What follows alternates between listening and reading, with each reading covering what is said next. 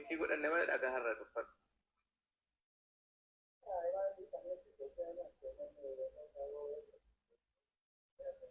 Oh, okay. Gaafii na gaafattee meeshaa shaabiyaan TPLF feetee isin fakkaatti sansi barreesse una biraati. Okay. Meeshaa TPLF feetee shaabiyaa geessitu mootummaan maaliif dhiiseette? Okay. Gaafii bareeddu. Hin dhiifne mootummaan wanti dubbachaa jirru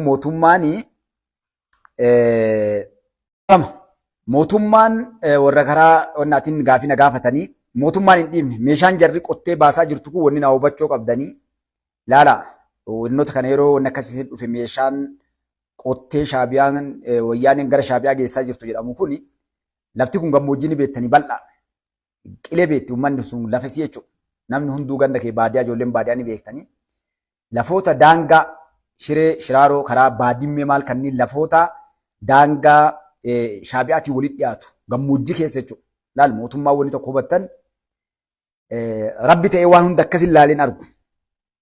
Meeshaa kana halkan ka daangaa irra jiru fuutee gamaan ceete jechuudha.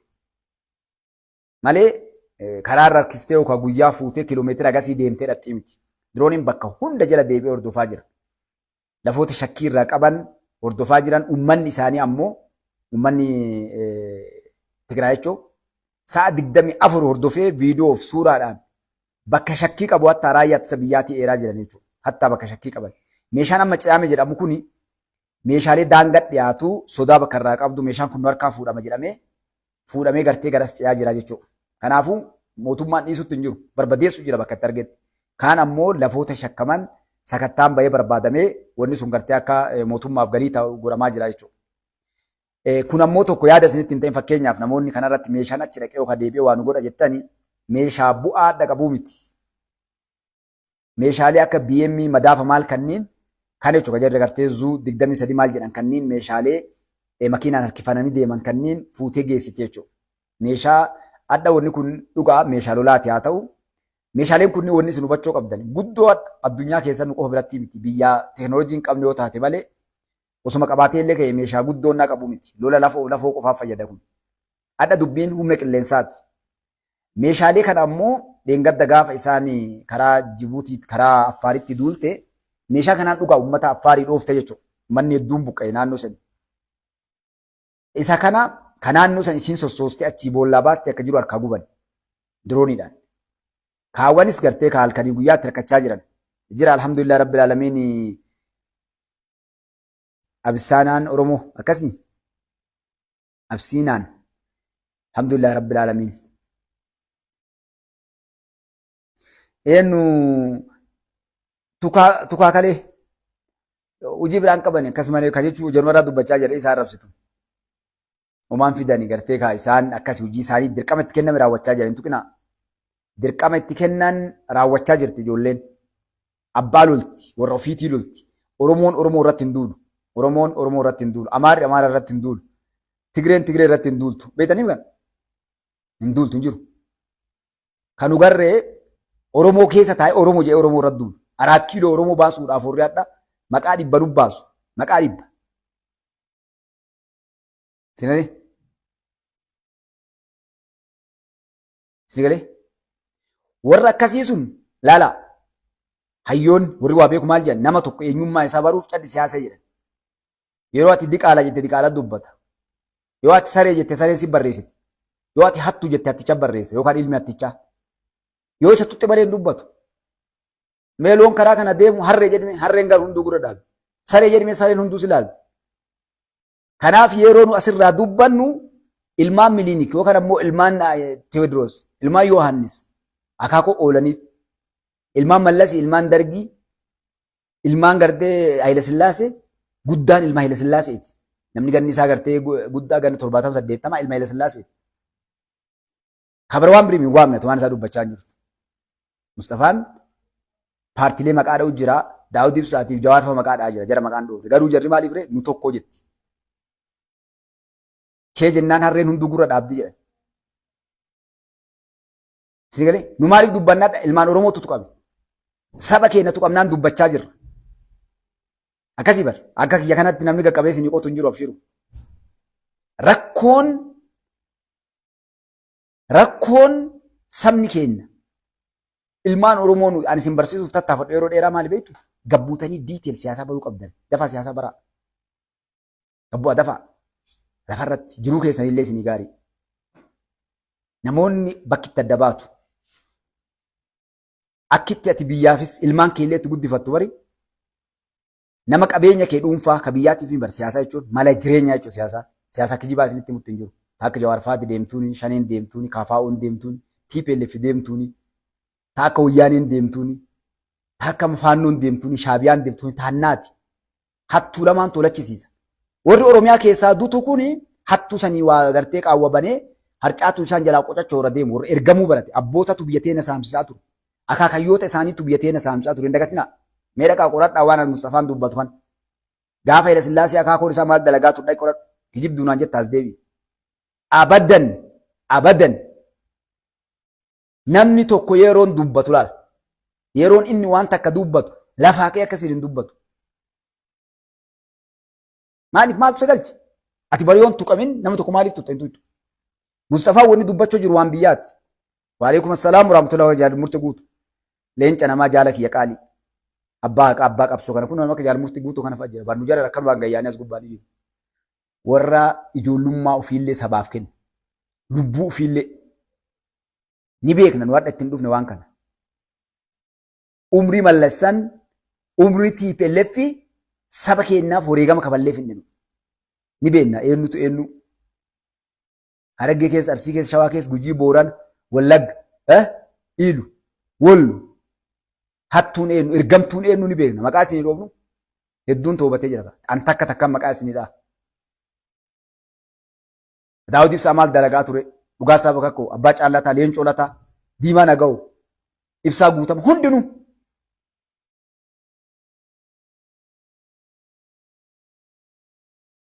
Oromoon nama Oromoodhaaf wareegama kennu mataa keessaa dha'anii guuraa turan kalee sooshaal miidiyaan hin jiru adda adda nu nyaachaa turan kaleessa. Silaa Oromoon agara gabrummaa jalan turtu. Ana baari yoo naa kennite sii kenna. Oromoon silaa gana sareen isii nyaattee gabrummaa keessa turtu. Akkam godhan garuu jagnoota keenyaaf hayyoota keenya nama waa dubbatu nama sabaaf as bahee quuqama qabu mataa keessa dha'anii karaa irraa qabaa turan. Adda sooshaal miidiyaan dhufee jira. Hambaa jiraati nullee. Saba keenya waan isaa bu'aa qabu diina isaatiif fira isaa gabbaanii gurraan isin geenna dhagaa nurraa fudha. Abbaan feete fudhu ka feete hura keessa buus tiraashii keessa jechuudha. Oromoon jagna, Oromoon uummata guddaa. Ka jagna hayyuu beekaa qabnu dhiisi cadhifnee yoo nama laalle nutti diina keenya gartee karaa irraa galche. Cadhifnee qofa. Maaliif lafti keessa dhufan ta'een? Wanni hadha gantuuf gadheen nu keessa deemtee iyyitutuu ni bar. As teetteen uummata guddaa kana dachii teenya keessa Amaarri naannoo Amaaraa irraa gartee nafxanyaan dhuftu bar Oromiyaa keessa baatee dhufti. Wallollee Shawaallee Wallaggallee karaa kan dhufti. Jimmaa maal kana warra garasaan kan eesmee karaan baa lafa teenya keessa. Asuun Finfinnee seenuuf bar fagoomi. TPLF illee taadha keenya as taa'ee gartee dhiirsolee teenya abbootti heerumne kaleessa maaliif abbaa warraa keenya irraa dhoogitan jedhee warra si iyyu kuni dhaqanii maqaletti isaanii yoo warri galchuu hin galchan godhu warri akka kennaa miti. Lafuma isaanii waa takka hin qabne sanitti ittiin dhiisan akka dayyuusni keenya asii gartee asii isaanii madhatu miti. Oromiyaa keessa ba'an malee dhufan hin jirtu karaan. Nu keessa ba'an malee wanni takka isaan dalagan hin jiru. Waan garaa isin nyaatu bari ibidda isinii qawmaa isin fakkaate beektu. Bar dayyuusa onnatti beektuun dayyuusni yeroo cufaa dayyuus. Waan isan dhaqqabne gidduu irra balkan namni dayyuus. Dayyuusa jechuun namni sodaattuun namni gadheen yartuun yoo waraabessa ala kanaa yoo waraabessi alaa yuuse bara asitti gartee mana keessatti balbala yoo manni balbala dhibba qabaate dhibba ofi cufa. Waraabessi alaa yuusa gartee. Yoo lolli tokko galee inni qamisii godhata ol fiigee. Ayyaatii qamisii baaduu kenne danqaata qamisii haadha jala seenee waan biraa haatiillee itti kennuu diddee argite. Qullaa dhaabbadhee si kenna ilma kiyya yoo jetteen qamisii godhatan dubarteedha yeroo itti isa kana nu dhibaa jira malee haadha bar mee Oromoo wanni si haadha danda'u osoo barsa baasa lammoota afur kuban nutti as deebi'ee nutti duulee nu cadhifne ba namni waa takka nu godhu hin jiru.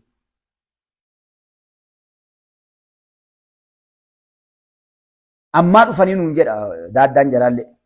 Oromoo mootummaan kuni diinatti bitaa jiraa jedha. Ilal yarum kana ne bara diinatti bitaa jira. Hin garree ilma yaraa ilma gadhee jira gariin gartee ka abbaa maqaa balleessu.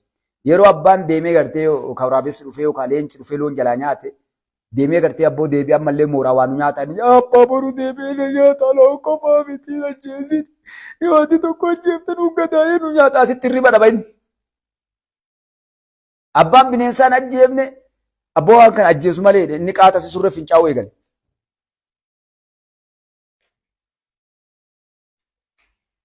Warri amma akkanatti lallabee iyyu kun bakka hundaa bara. Mootummaan kun uummata keenya miidhe akka jedhee lallabu kun bar sodaan inni qabu maali? Isaa lamma waan lallaba milinikii nagas ga'u sunuu ni bu'ee dargiinuu Haayile Sillaasee ni bu'ee Abiillee ni bu'a Burgaaf ni bu'ee eenyu nurraa dhoorkaa jagna akka abbichuu kana arginu akkani bar gar takka wanni isaanii mali. Leenca akkana kana fiildi maarshaal Biraanuu Juulaallee asin taa'u qabriitamtu nu liqimsa wanni jarri gartee hadha hirriba dhabaniin. Kanaaf sabni Oromoo dhiifamallee naa godha. Wanni nu godhuu qabnu tokkummaan nu dhaabbannu hadha gartee laga mara keessa eelee jirra. Bakka hundaayyuu gartee alhamdulillah rabbil aalamiin bakka Oromoon cabsu cabsinee jirra. Abbichuu wanni abbichuu wanni bar jara keessa taa'ee kochoroma jaraa nyaatee leencicha Oromoo laal gartee. Sigalee jarmu barsiisaa barreessaa ture jallee bara. Sobee dagee amantii warraa fudhatee laal siyaasaa akka dalagu dhiirtii gartee jagna. Maqalee galchee jarri fitifiti jennaan kabalaa isaan gartee taan boolla guuree. Sigalee taan maqalee keessa dhamaasee kaballaa abbichuun gaafas kabalayaa gadhaa gartee jaanjoon irraan baane gabrasiyoon hin fa'a. Dhama'ee jaanjee akkasiin dhufne sodaate achi waa takka harkaan qabu dhama hojjeta. Geetaachoo Raddaallee lafa badaa dhaqee amma dhufee kun mootummaa wajjin dalagaa jira. Gadi dhaqan takkan jirtu kophee abbichuu jala. Anteenna kana irratti na ajaa'ibsiifte. Ka Geetaachoo Raddaa dhufee hadha abbichuu waliin asii galee dalagu laata. Obboleewwan isaa eessatti beektan allaatti ture buqqee isaanii keessaa bishaan dhugaa jira. Hoggama 5-6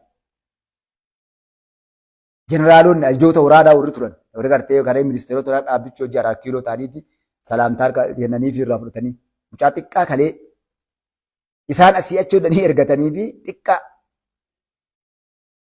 asuma dhufee isaan bira waa hunda xumuree fixee hadha isa gartee mi'a kan akka aangoon waa kennuuf gartee jala shanaafatanii jechuudha. Kennammoo as deebi'ee kawaata qabu warri kun warra lolee akka dhiiraa bakka hunda keessa qaxxaamuree dippiloomaasii addunyaa dalagee warras dhufe warri hadha inni olii gad oofuudha. Obboleewwan isaanii mataa jedhee gartee qilee guuree taan qabee gartee akka hattuutitti haadatti gootee ijoolleen gartee magaalaan ayyaa fiddee Jawaar waliin qilintootti takkii nyaachisee irraa bahee gartee nyaata kennee fi achi yaasee taragalaa rabbi isin haa balleessu qoshaashota Oromoon tana jedhee gartee adda deebitee gartee aangoo nuu kenne waaqa abbichuun oolchinu bulchettee adda. Kenna dayyuusni takkaa bakka dhiiraan dhaabbatin namni guyyaa takka even bakka dhiiraa dhiisati. Surree dhiiraa takkaan godhatin surreen bar lama surreen namni godhatu. Surree dubartii dhiirtillee godhatu jira. Surree dhiirti qofti godhachuu jira gartee. Kophee dhiirti qofti godhachuu jira. Qabattoo dhiirti qofti hidhachuu jira. Qabattoo yartuun hidhan. Kophee yartuun hin godhan. Ati nama akkasiitiin cinaa dhaabbattee dubbachuun ulaagaan bar yoo hadha raayyaan ittisa biyyaa kun hin jirre bar abbichuulee 4 kiiloo hin jiru. Neebar. Anaafati illee wonyu akkanatti. Yoo raayyaan ittisa biyyaa hin jirre yoo militariin hin jirre biyyi kamuu hin jirtu. Abbaan qabeenyaa hin jiru. Jiruun gaariin illee hin jirtu. Namoota jagna ibidda nyaatee ibidda tuufuu kana cabsuu deemti durriyyeen ganda keessa deemte. Abbichuun san keessaa zawaan isa tokko. Leenca waan jedhettuun waan isaati kaa. Baatikii uffatee suufa uffatee cadhisee shamizaa jaama waa godhatee hunda fuqfuqettee tiraay gochaa turte. Jawaar Mohaammed ispoort dalagee kaaraatee godhatee irraan tolu waan isaa waan hin taane akkamiin godha. Haga ijoolleen gartee fuutee fiffiigettee waan akkasii irra ol dhufu. Si galgala jaarsa kana amma ispoort dalagee kaaraatee kaataa maal kanneen eessa si dhufa qaamni keetuu si goggogee. Almost waggaa 30 ol dabarraa yellam hin jiru doon tiraay. Waggaa 18 achirraa waggaa 15 16 17 18 haga 27 yoo guddate haga 30titti bakka san keessa dabartee yoo nufini biyyoota guddate keessa 27 ol qaama kee fayyaa keetiif qofa exercise gadaraddaa jechuudha. Daan. Takka. Sammuu keetiifis bu'aa sii qaba, fayyaa qaama keetiif bu'aa sii qaba, waa hundaafu uf self defense ofirraallee waa ittisuudha. Fakkeessaan shishii bunan gootu jettee Oromoon. Fakkeessaan shishii bunan gootu. Dirqiidhaan harkistanii namoota bakka inni hin geennetti hin fannisinaa. Namoonni waggaa 7 dabre kana sabaa waa dalaganii uummataa waa dalaganii fidanii harka isin hin kaayin boru fidayyoo ati jette biqiltuu waggaa 7 dhaabaan hadha ekspoortii wanii addunyaallee nyaachuu jirti. Bunni waggaa 7 dhaabbatee hadha gabaa addunyaatti dhiyaatee jira. Muuziin, paappaayeen, mangoon hundinuu. Uumaan rabbi hedduu warri waggaa 5 qaban gartee dhalatanii guddatanii dulloomanii addunyaa tana gadhiisanii jiran. Warroonni isin jala yaatan garuu istiil hadhallee yeroo isin amma jirtan kanallee waan biraa fi hadhallee yoo ati guyyaa takka harki Oromoo jalaa hafe qurxummii bishaan keessaa fuudhanii ala darbanii jechuudha. Si waa godhuu dhiisi.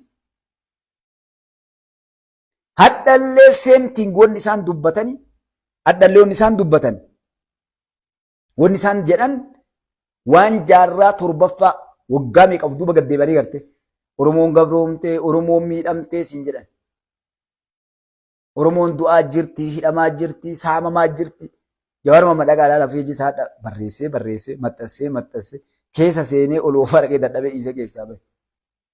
Maaliyyoo maalii taatee qaranni maaliyyoo ta'ee ijoolleen barattoonni maalii taatee jinniin maaliyyoo keessaa baatee jinniin warra ebaluu akkana tootee warra sidaamaati maaliyyoon baatee warra gujiiti maaliyyoon baatee warra jinniiti maaliyyoon baatee. Okay maal goona ree? Maal goona? Bara Ameerikaa yoo ta'u Ameerikaa yeroo Mustafaan Astaayaa haasa'u kana isteeta guutuu keessatti adanii ilma namaa kana jissanii gumbisanii qabanii garte kaan hidhanii makiinaatti cabsanii maal godhe maan katame Jawaar Sambaa. Biyya addunyaa kana irratti guyyaa kana beektaa damee qaddu meeqa waltu bo'aa meeqa dalagama. Keenyadha jiraatu karaa gubbaa wal ari'ee wal gombisee wanna isa wal godhu garte jira. Makiinaa sirra cabsee wal godhu.